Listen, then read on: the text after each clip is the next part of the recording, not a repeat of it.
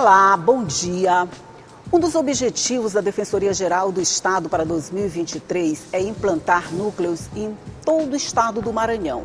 E hoje, aliás, vai ser inaugurado o 32º no município de João Lisboa. É sobre esses planos, essas expansões que nós vamos conversar no programa de hoje. E quem veio falar comigo sobre tudo isso foi o doutor Gabriel Furtado, que é Defensor-Geral do Estado. Bom dia, doutor Gabriel, seja bem-vindo. Bom dia, Elda, muito obrigado. Esse plano de dar esse impulso na expansão, você diria que ele vem sendo cumprido? Eu acredito que sim. Esse ano já inauguramos 5 núcleos, né? O de João Lisboa está sendo inaugurado hoje. E após isso vamos reinaugurar o de Carolina e o de Icatu, que são prédios antigos que a gente está trocando pelos novos econúcleos. Mas estamos nessa caminhada para fechar o ano com 80 núcleos aqui no Maranhão. Este ano? Este ano. Mas nós só temos 32 até agora. Temos 32 econúcleos, que é essa modalidade construtiva ecológica, com container, né? Placa de energia solar. Mas eu ainda tenho outros 33 núcleos de alvenaria. Contudo, a gente paulatinamente está trocando esses núcleos também por econúcleos. Ah, entendi. Vão todos ser trocados? Vão todos funcionar nessa modalidade de econúcleos? A médio prazo, todos vão ser trocados. Assim, só rapidinho, quais as vantagens e desvantagens de fazer essa troca? O econúcleo para o núcleo de alvenaria daquele que a gente estava acostumado. Sim. Primeiro, não enfrenta uma rejeiçãozinha da população? Como é que eles veem essa modalidade nova, vamos dizer assim? Olha, quando a gente iniciou essa modalidade construtiva, a gente percebia uma certa resistência. Ah, é container, não sei o quê. Mas hoje, pelo contrário, as pessoas até pedem os projetos para que eles repliquem em unidades básicas de saúde, em escolas. A Defensoria do Tocantins, da Bahia, o próprio Ministério Público daqui, todos estão adotando também esse tipo de modalidade construtiva, que é o futuro. Sim, e aí sim. O que é que acontece? A gente usa uma série de tecnologias embarcadas nele. Colocamos placa de energia solar, então ele não paga conta de energia. Ele tem um tratamento que a gente chama termoacústico, que ele fica 3 graus centígrados mais fresco do que uma construção de alvenaria, e ele tem tratamento anti-chamas. A gente podia pensar ao contrário, né? A gente podia pensar que era mais quente, pois né? É. Porque quando fala container, a gente pensa assim, ó, uma caixa fechada, a gente dentro morrendo de calor. Exatamente. Não é bem assim. É o contrário. Qualquer pessoa que entre num econúcleo desse percebe que lá tem muita qualidade. É um espaço acessível. Ele é todo acessível para pessoas em cadeira de rodas, deficientes visuais. Tem brinquedoteca, banheiro com acessibilidade, salas amplas, enfim, copa, uma recepção para mais de 17 pessoas. Tem todo um projeto arquitetônico que também leva em conta o paisagismo, né, para dar um ambiente mais calmo para as pessoas. E ele tem várias vantagens também. Por exemplo, eu consigo construir um núcleo desse entre 60 e 90 dias. Esse é que eu acho mais interessante, sabe? Essa rapidez na entrega de um projeto como esse. Pois é, 60, 90 dias você não reforma a sua casa. Exatamente. A gente planeja 60, 90 dias, ele chega a 1 ano, 2 anos, mais ou menos assim, né? O tamanho, o modo como ele vai ser instalado, o critério arquitetônico, ele é único ou ele obedece, por exemplo, às características do município? Esse que está sendo inaugurado hoje lá em João Lisboa, ele parece com as construções da cidade ou ele se destaca na construção da cidade? Como é que funciona? Olha, ele se destaca. Normalmente, e aí eu sou suspeito para falar, sim, mas pode falar. Eu acho que costuma ser o prédio mais bonito da cidade, porque a gente faz todo um projeto arquitetônico, ele tem, como eu falei, ele tem jardins, né? Mas não é só por ter jardim, ele tem jardim para dar também um impacto na hora do atendimento das pessoas. Ele é um prédio que ele é construído para ter circulação de vento ao redor, enfim. São prédios muito bonitos. É claro que para algumas pessoas pode estranhar por serem... Inicialmente a gente fez com container, mas a construção com container ficou tão boa que você praticamente não consegue mais comprar container a custos bons. Então o que é que a gente descobriu? A gente descobriu as fábricas que fazem os containers e hoje a gente manda fazer, vamos dizer, o nosso módulo do jeito que a gente quer, o que fica ainda melhor. E aí o que é que a gente faz? A gente tem vários projetos arquitetônicos dele, mas sempre seguindo o mesmo padrão, a depender do tamanho da cidade. Eu tenho projetos para um defensor, que aí tem a equipe do defensor, tem a quantidade média de pessoas que são atendidas naquele núcleo, que varia de 90 metros quadrados, e tem núcleos para até 7 defensores, que chega a 300 metros quadrados. E aí eu uso cada centímetro desse Calculadinho, cada centímetro é aproveitado. Tudo é aproveitado. O tamanho, pelo que eu entendi, varia de acordo com o tamanho da cidade que vai ser atendida. Isso. Mais ou menos isso. Tá bom, você está dizendo que a gente já tem esse know-how, que já está sendo pedido por outras, já está sendo exportado. Mas e vocês? Trouxeram isso de onde? De quem? Como é que começou? Olha, começou lá atrás, em 2018, ainda o Alberto, né, Alberto Baixo, defensor geral, eu como sub. E a gente estava tentando entender como é que a gente conseguiria fazer essa expansão da defensoria, que estava complicado por conta dos altos custos da construção de alvenaria. E a gente foi pesquisando, o Alberto chegou a ver esse tipo de construção em algumas cidades, em outros estados, né, lanchonetes, até prédio já tem feito de container. A gente tinha aquele estádio na Copa do Catar, né, que foi feito de container. Rapidão, e aí a gente começou a pensar muito nisso, o Alberto muito sagaz, né, muito inteligente. A gente chamou uma equipe de arquitetura e começamos a bolar projetos. E isso foi sendo expandido. O primeiro econúcleo foi o do Itaquibacanga, aqui pertinho, que é aquela perspectiva de a gente atender mais próximo às comunidades. Se você entrar nele e entrar no que a gente está inaugurando hoje de João Lisboa, você vai ver uma diferença, uma evolução tecnológica, uma evolução de arquitetura, que nesses 3, 4 anos, né, a gente foi melhorando. Isso significa que também, com a melhoria das instalações físicas, com a melhoria de toda essa tecnologia de atendimento, esse atendimento, ele também está sendo expandido? Com certeza. A gente tem estado cada vez mais próximos à comunidade. Qual é o nosso plano? O nosso plano, e ele é compartilhado com o governador Brandão e também com a presidente Iracema, ele é chegar em 100% das comarcas aqui no Maranhão, ou seja, que onde são tiver são 107. 107. Vamos estar bem pertinho, né? Porque a gente vai estar em 80, só que a gente foi um pouco além do que isso. Porque existem cidades que respondem a comarcas que são muito longe. Por exemplo, São João do Caru fica a 100 quilômetros de Bom Jardim. Quem quer ser atendido em São João do Caru tem que ir até Bom Jardim. E são 100 quilômetros, ou seja, são 200, né? Porque ele tem que ir e tem que voltar. E aí o que é que a gente passou a fazer? A gente passou a abrir salas verdes. O que é a sala verde? É uma sala que a gente abre em parceria com os municípios lá na cidade. Aí São João do Caru ganha uma? Ganha uma. Entendi. Hoje a gente já tem 23 salas verdes. Então, além dos 107 núcleos que a gente precisa expandir, a gente tem que abrir essas salas verdes, não em todas as cidades, mas nas cidades que têm mais dificuldade de acesso com o núcleo principal. Quando está assim, a 100 quilômetros de distância, a 100 quilômetros. Isso até desanima a pessoa a procurar a defensoria, né? Com certeza. Agora eu percebi assim, contém, né? Sala verde, vocês estão bem nessa vibe sustentabilidade, foi uma escolha específica ou foi a coisa acontecendo? Porque essa, vamos dizer, essa vocação aí? Olha, eu acho que tem a ver também com a gênese da defensoria, né? A gente brinca que, inclusive, a cor da defensoria, a cor oficial da defensoria é verde. Ah, é? É, então sempre teve essa pegada. Mas a ideia de ser sustentável, a ideia de estar numa governança eficiente, mas uma governança também sustentável, a gente percebeu que as empresas têm tomado essa postura.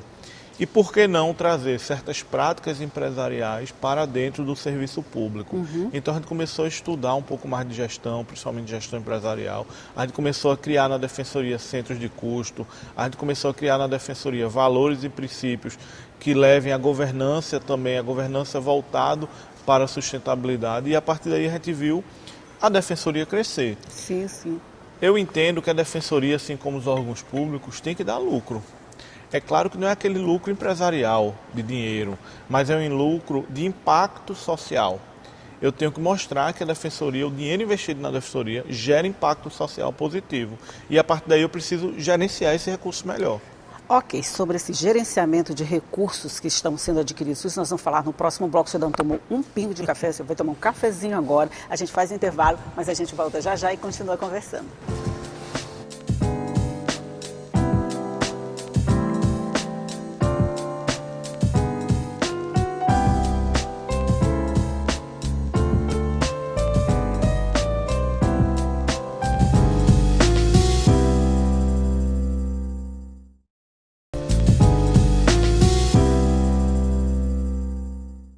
Estamos de volta conversando aqui com o Defensor-Geral do Estado, Gabriel Furtado, sobre a expansão da Defensoria no Estado. E a gente está falando nesses núcleos todos que estão sendo implantados e esses objetivos bem, vamos dizer assim, bem... Audaciosos, por aí. Mas nós vamos chegar lá. Mas e a população? A gente está pensando aqui, a gente falou esse primeiro bloco todo sobre a estrutura física, essas mudanças, essa coisa toda, mas o atendimento, a população, de que forma ela está sendo beneficiada? Eu comentei com o senhor que no começo, quando a gente falava em defensoria, a gente falava de uma coisa meio distante, feita para quem não tinha condições, que também não tinha condições depois de conseguir essa defesa através da defensoria pública. E hoje parece que a gente já tem uma nova imagem, né, da defensoria. A ideia da defensoria pública aqui no Maranhão é sermos o melhor serviço jurídico possível para quem mais precisa. Ótimo. Então, essa é a nossa missão. E para isso a gente precisa estar na comunidade, né? Não adianta eu ter 32 econúcleos lindos e maravilhosos se ninguém acessa esses econúcleos e se eu também não acesso a comunidade, né? Sim. Então a gente precisa estar lá. Então, além dos núcleos e das salas verdes, a gente tem nossa van, nosso ônibus e nossa carreta de atendimentos. E fora isso, a gente roda constantemente nas comunidades, né? A gente está lá dentro fazendo educação em direitos, fazendo campanhas, fazendo atendimentos, né? Para que a população tenha esse acesso. Quem não vai até lá, por exemplo, vamos pensar no interiorzinho, bem lá no final do Maranhão, onde as pessoas não estão acostumadas ainda com um container, com uma sala verde, ainda tem um pouquinho de restrição, dizendo, eu não sei nem entrar aí, não sei como fazer. Como vocês fazem para chamar? É através desse eu vou lá na comunidade? Olha, em todo lugar a gente usa uma estratégia diferente. Para a senhora ter uma ideia, até bike lanche a gente já pagou, sabe, bike lanche? Para ficar rodando na cidade. Então, a gente tem que ter uma estratégia que atinja o povo. Mas a bike lanche, vocês levam com lanche e tudo? Não, a gente paga para o cidadão ficar rodando na cidade dando os gritos dele. Ah, tá. Ele não está distribuindo lanche, não. Ele está levando informação. Exatamente. De tudo você tem que fazer um pouco. Mas, assim, normalmente a gente tem toda uma articulação com a rede de assistência social local, né? Os CRAs, CREAs, os agentes comunitários de saúde fazem um trabalho maravilhoso e eles batem lá de porta em porta. Então, o que é que a gente faz? A gente capacita eles no que é a defensoria, no que é que a defensoria faz. Mas o agente de saúde? Sim, claro. Ele pode trabalhar junto com a defensoria? Pode, como um parceiro, claro. A gente, por exemplo, uma das nossas principais políticas públicas hoje é a erradicação do subregistro. Ou seja, no Maranhão, 4,87% das pessoas não têm registro civil de nascimento. Isso é muita gente. E é um problema muito grave. E a gente está hermanado contra as instituições para erradicar essa situação. Como é que eu vou fazer isso se eu não fizer com parceiros? Então a gente chega lá no município X, capacita toda a rede de atendimento daquele município para que ele entenda do problema e saiba pelo menos como encaminhar, né, soluções.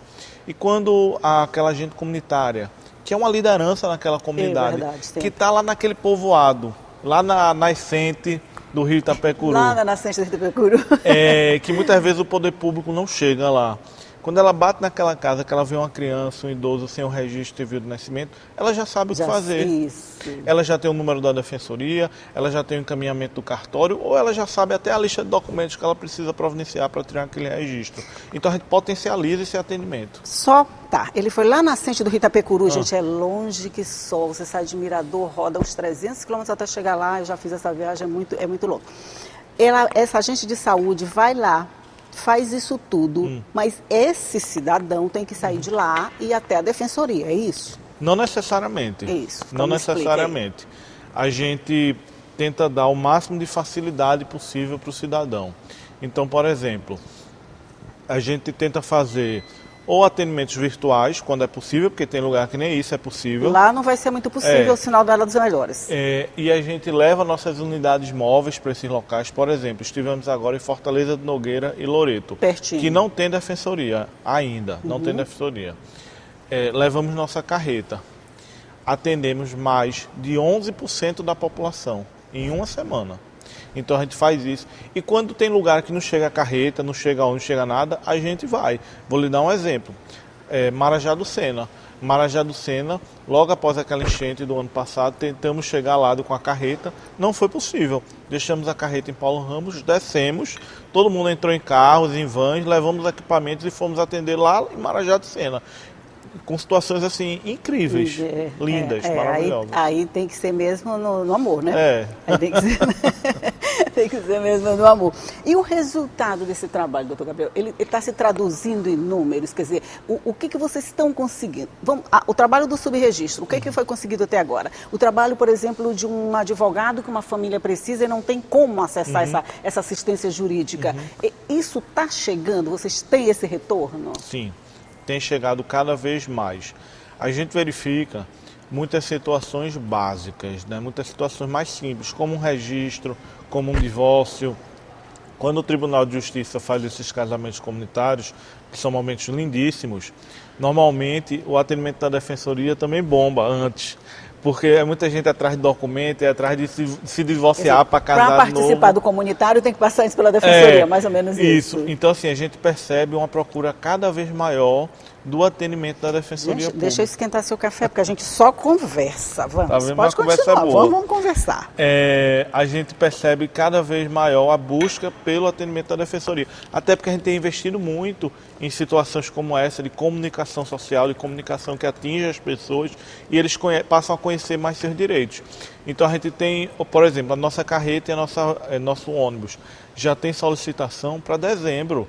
A gente já tem até o final do ano com agendas que não param. Semana retrasada, a gente estava em Genipapo dos Vinheiros, Barra do Corda, Loreto, Fortaleza de Nogueira, Tutó e Paulino Neves. Quando é que a Defensoria, em 10 dias, estaria em 6, 7 locais diferentes na comunidade, entendeu? Isso é um avanço muito grande. Deixa eu lhe dizer uma coisinha que fiquei preocupada. Você já tem agendamento para dezembro. Isso está parecendo uma marcação de consulta. Não vai ser difícil quem precisar agora acessar. Você vai ter vaga para 2024. Não, mas a gente sempre dá um jeito.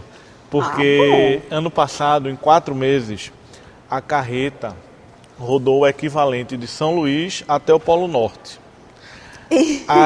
São quantos quilômetros? São muitos quilômetros. De São Luís ao Polo Norte. Esse ano, eu brinco dizendo, esse ano a gente vai para a Lua. Porque tem que rodar. Então, assim, a ordem lá na Defensoria é não parar.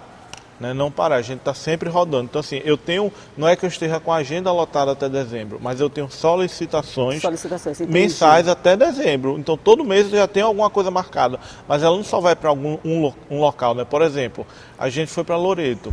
Verificamos o que é que tem naquela redondeza que a gente precisava ir. Tem Fortaleza e Nogueira. Então a gente casa as 2 viagens, né? Para dar máxima eficiência. Isso, é pertinho uma coisa da outra, né? Mas, assim, de serviço, qual é o carro-chefe da Defensoria? Definitivamente, família e registro público. Nas unidades móveis, a gente verifica que 40% do atendimento é registro público. Ou uma segunda via, ou tirar a certidão de nascimento pela primeira vez, uma certidão de casamento, enfim. Tem alguma coisa a ver com registro público, 40%. E aí depois você... É muita coisa. Depois você vai para a questão do direito de família, né? Alimentos, reconhecimento de paternidade, divórcio, enfim, tudo que envolve direito de família, esses são os 2 grandes carros-chefes. E a gente tem investido cada vez mais em conciliação. Então, na área do consumidor, por exemplo, junto com a Equatorial, o nosso índice de conciliação, ou seja, que eu resolvo na Defensoria, não preciso ir para o Judiciário, bate a casa dos 90%. 90%? 90%. Com a CAEMA, bate a casa dos 95%. Que bom. Entendeu? Então a gente tem investido cada vez mais em conciliação. Mas assim, para quem quer chegar até a Defensoria para resolver um probleminha com a Equatorial, por exemplo, eu tenho um problema de luz, mas eu tenho muita dificuldade de acesso, eu não sei o que fazer, alguém me diz, vai na Defensoria. Sim. Tá, o que eu faço para chegar na Defensoria? Eu imagino que a gente falando assim, parece tudo muito lindo, tudo muito fácil, mas eu acho que no dia a dia deve ter algum atropelozinho assim. Como é que faz nesses casos? Sim, a gente vem investindo cada vez mais em facilitar a vida do cidadão para acessar a Defensoria. Ele pode simplesmente ir lá, é o mais tradicional. Onde é que está funcionando? Onde tiver Defensoria, por exemplo, na nossa sede aqui em São Luís, também em qualquer desses 67 pontos de atendimento de núcleo em qualquer sala verde. Então, hoje no Maranhão eu tenho 90 pontos de atendimento físicos da Defensoria Pública. Ele pode simplesmente ir lá. Agora, a gente dá outras opções. A gente, no site da gente, né, que é o defensoria.ma.def.br, a pessoa lá tem a opção, por exemplo, de um chat para quem tiver um pouco mais desenrolado em computador. A gente tem um e-mail que também fica lá no site. A gente tem o telefone gratuito, que é o 129. É desse até que eu tô por falando. Instagram a gente atende. Eu não estou falando muito assim do e-mail, do site, estou falando daquele que, sabe, ele nunca acessou um tipo de serviço, mas ele está precisando, Sim. ele está com uma conta que não se resolve nunca, a luz dele foi Sim. cortada, essa coisa toda. Ele precisa de um atendimento, mas ele tem dificuldades nisso. Então, Sim. chegou em qualquer ponto da Defensoria, ele vai ter um atendimento. Ele vai ter o atendimento. E ele pode fazer também a ligação gratuita. Até de celular sem crédito, liga. Que é o melhorou. 129. Pronto, gente. O seu celular está sem crédito, você está precisando da Defensoria, liga o 129 que vai atender. Vai atender, Vai com a graça de Deus. Aí agenda uma... Tem situações que a gente agenda, tem situações que a pessoa liga só para uma informação. Que aí se resolve virtualmente mesmo, mas a gente agenda. Hoje em dia a pessoa consegue agendar pela Defensoria até por celular. A gente tem sistemas de agendamento eletrônico, mas é claro, nem todo mundo tem acesso a isso, né? Acesso ao celular, internet, etc. Mas a gente tenta facilitar de toda forma. De todas as formas. Com isso, doutor Gabriel, a confiança das pessoas, do maranhense, por exemplo, na Defensoria, já é satisfatória para vocês? Eu diria que tem crescido muito a confiança, mas para mim ainda não é satisfatório. A gente precisa melhorar cada vez mais. Eu imagino que para o senhor deve passar dos 100. A gente é bem exigente, bem exigente. Sabe por quê? Porque eu vejo pessoas passando muita necessidade. E quando eu chego em Marajá do Sena, que a gente atendeu um senhor de mais de 60 anos, que não tinha registro civil de nascimento, que vinha de uma situação de trabalho escravo, que tinha problemas de saúde mental. Acho que trabalho escravo dá um programa para a gente, viu? Não dá? Dá sim. Pois é. Enfim, eu tenho que atender aquela pessoa bem, então por isso que o nível de exigência da gente é muito alto. E o senhor está conseguindo atender?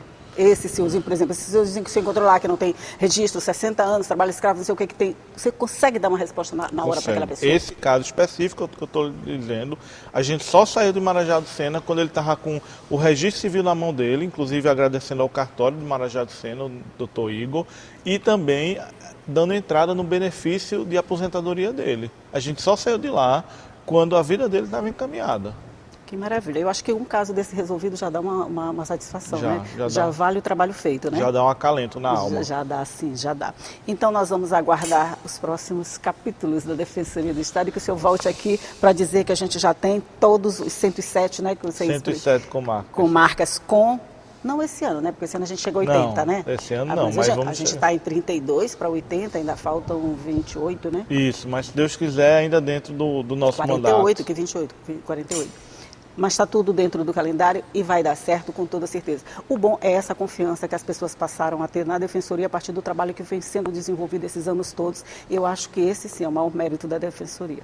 Muito obrigado. E eu espero que a gente volte aqui com mais boas notícias, dando mais números e quando a gente chegar em 100% das comarcas, a gente faça até um programa especial, quem sabe. Pois então, pronto, 100% das comarcas, programa especial já está marcado, já está agendado. Vamos deixar agendado, só falta marcar. Mas, doutor Gabriel, brincadeiras à parte, parabéns pelo trabalho que vocês desenvolvem e mais sucesso ainda. Muito obrigado. Bom dia para você e bom dia para você aí do outro lado também, que sabe que todo dia às 9 horas tem conversa boa para você. A gente senta aqui na mesa de café, conversa assim, rindo e brincando, mas sempre falando de assuntos sérios e trazendo informação para você. E agora a gente volta direto com as notícias do plenário para você acompanhar o que acontece essa semana no Parlamento Estadual. Bom dia, Elda. Bom dia a todos vocês que acompanham o Café com Notícias. Daqui a pouquinho tem sessão plenária aqui na Assembleia Legislativa do Maranhão. Os parlamentares estão retornando do feriado da Semana Santa, o feriado da Páscoa. Final de semana de muita chuva e também de uma visita ilustre. O presidente Luiz Inácio Lula da Silva esteve aqui no Maranhão acompanhando o governador Carlos Brandão e alguns parlamentares numa visita aos municípios que estão em situação de calamidade devido às fortes chuvas chuvas que estão ocorrendo nesse inverno. Também ontem, aqui na Assembleia Legislativa, tivemos mais uma reunião da Comissão de Constituição, Justiça e Cidadania, na qual foram aprovados projetos importantes, passaram pela comissão, receberam um parecer positivo dos deputados estaduais, uma comissão que é presidida pelo deputado estadual Carlos Lula e contou com a presença dos demais deputados que compõem a comissão. Projetos importantes, entre eles um que tem tudo a ver com esse mês, né, que é o Abril Indígena. Daqui a pouquinho, dia 19, a gente comemora o Dia do Indígena aqui no Brasil inteiro. Então, tivemos aprovado um PL de autoria do deputado estadual Ricardo Arruda, que eleva a festa da Menina Moça, a festa do Moqueado, para patrimônio imaterial do Maranhão. Uma festa que é muito importante e que é ligada à cultura indígena aqui no nosso estado. Outros 2 PLs muito importantes que passaram ontem pela Comissão de Constituição e Justiça foram os PLs que elevam também, que tornam a cidade de Cururupu interesse turístico de belezas naturais, Imperatriz também interesse de negócios, projetos de autoria do deputado estadual Cláudio Cunha e também aprovada, recebeu o parecer positivo na Comissão de Constituição e Justiça, o PL que cria a política estadual de proteção e combate contra o HPV, PL que tem a autoria do deputado Carlos Lula. E a gente segue informando que, a partir de hoje, o governador Carlos Brandão vai viajar para a China numa comitiva na companhia do presidente Luiz Inácio Lula da Silva. Ele comunicou à Assembleia essa ausência e quem assume o governo do estado é o vice-governador Felipe Camarão. E a gente segue também com a agenda parlamentar. Nesta manhã começa o curso Seminário Licitações, é um curso super importante para os servidores da casa e também para quem tem interesse de entender mais sobre o processo licitatório. Também um curso do processo legislativo voltado para os servidores, os assessores dos parlamentares. Mais tarde, temos reunião aqui também com a Comissão de Administração Pública, Seguridade Social e Relações de Trabalho. O presidente é o deputado Leandro Belo, o vice-presidente desta comissão é o deputado estadual Emetério Ueba. Também temos, às 14h30, uma reunião da Comissão de Meio Ambiente e Desenvolvimento Sustentável, o presidente Júlio Mendonça e o vice-presidente Rafael Leitoa. Márcia Carvalho para o Café com Notícias. Até amanhã.